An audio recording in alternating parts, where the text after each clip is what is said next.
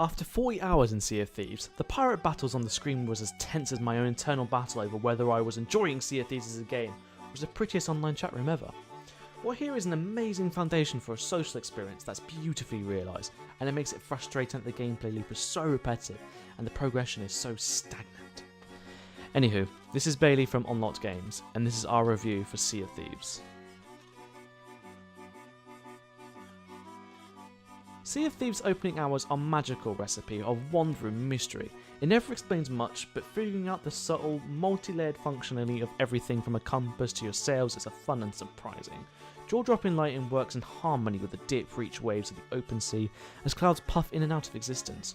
Kudos to Rare for capturing that adventurous and uncertain feeling of being out in sea with all the beauty of radiant sunrises and sunsets. Sloops for 4-player person galleons initially feels like a grand adventure.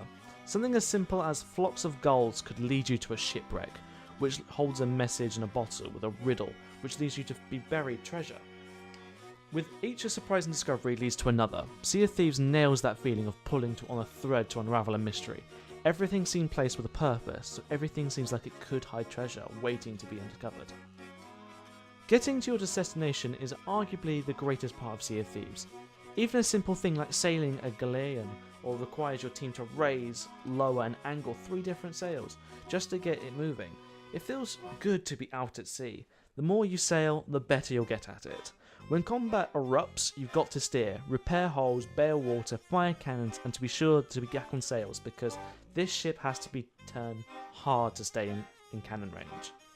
It can be demanding to orchestrate, but when our crew successfully conquered an impossible skull fortress, we felt like the pirate kings of the world. And when another ship cruises in and blows you to smithereens, then the sails off with your bounty, it's heartbreaking. You can play alone if you really want to, but I don't recommend it. But any good pirate needs a crew.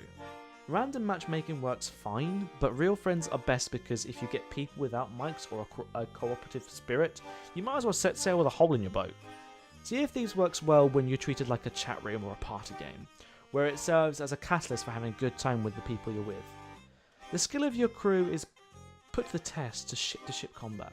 It's full of innovative impossibilities, beyond just preparing one another cannon, or outmaneuvering and outpacing the enemy, boarding vessels to slay and sabotage, or going to suicide runs with gunpowder kegs and a meaningful choice to employ by superior pirates.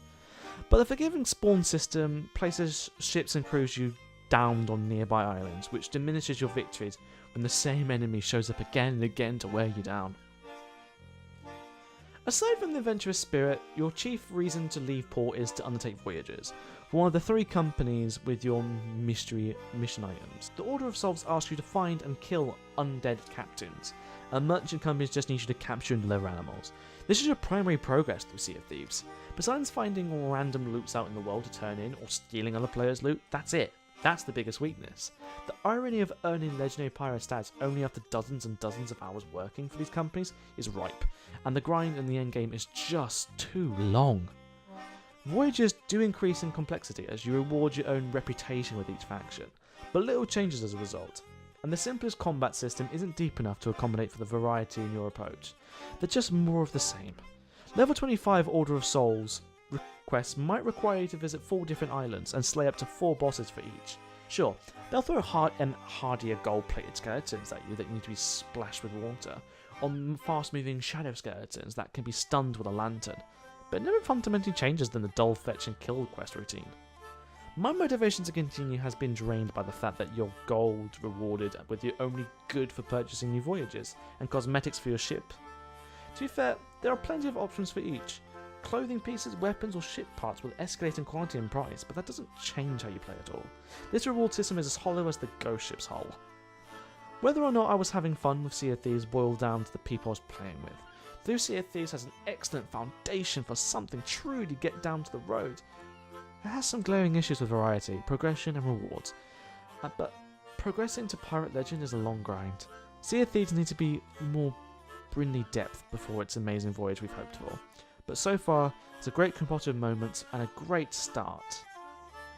But nothing really here yet. At the end of the day, I can't figure out if I was having fun with Sea of Thieves. Though Sea of Thieves has an excellent foundation for something truly great down the road, it has something glaringly missing. The variety, the progression and rewards that need tweaking. As it stands, it's generally good fun with friends, but progressing as a pirate legend is such a long grind. Sea of Thieves needs to be a lot more briny depth before it's an amazing voyage we've hoped for. But so far, there's such great cooperative moments at the start. I just can't wait to see what Rare does with this game down the future or what updates to come. But so far, it's just so much of a grind. And at the end of the day, I can only give this game a 7 out of 10. Great game, don't miss it, please play it with your mates, but just be aware that this game is as wide as the ocean but as small as a puddle. This is Bailey at Alont Games, signing off.